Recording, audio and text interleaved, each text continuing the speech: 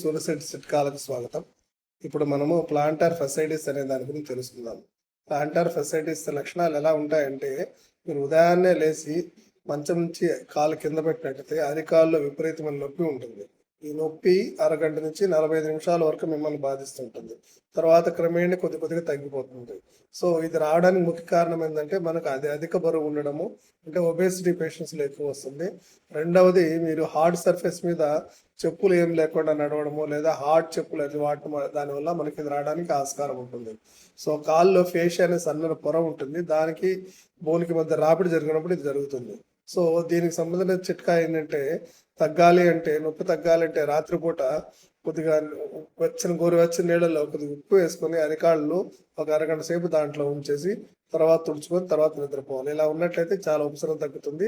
At the same time మీరు మెత్తని చెప్పులు, ఎంఆర్ చెప్పులు లాంటివి వాడినట్లే కూడా ఈ ప్లాంటార్ ఫెసైటిస్ దూరంగా ఉండడానికి ఆస్కారం జరుగుతుంది. Doctor Srinivasa Rao Surisetti, Sri Suraksha hospital, opposite OVR cooperative bank, Buchireddypalem. Thank you.